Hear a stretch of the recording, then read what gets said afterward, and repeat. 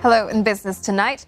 Landing a job in Singapore will continue to be tough, with economic recovery likely to be uneven and slow next year. That's despite the recent uptick after the circuit breaker. Well, the central bank says it also means more tightening of belts and wages growing slower. It also warns some sectors won't get back on their feet by this year, calling the COVID-19 crisis deeper than previous recessions. Michelle Teo reports. More dining in, more shops opening, and sales improving as high as 60% in the third quarter. It almost looks like life has returned to normal, but not quite. The central bank is warning that this GDP improvement will likely taper off. That's because many won't be spending much amid income losses and more uncertainty. Job prospects aren't looking up either, and that's going to mean wages won't creep up.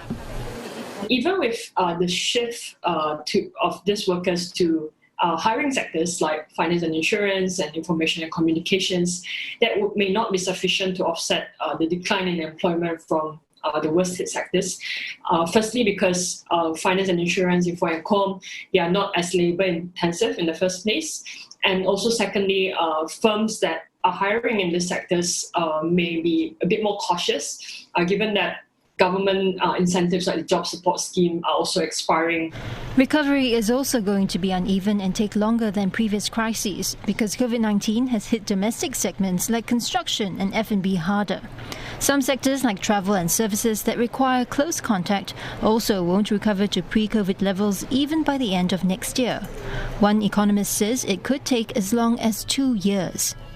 As long as COVID-19 remains in some parts of the world, then we can't have tourism activities we can't have it return back to what it used to be.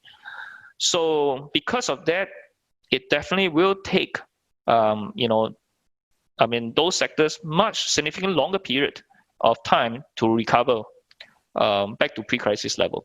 Meantime, government measures are expected to cushion economic contraction by 6.7% this year and 5.6% next year.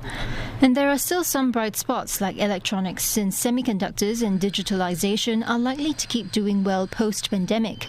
Right now, the central bank has forecasted full-year growth for next year because of this year's low base and hopes of a vaccine.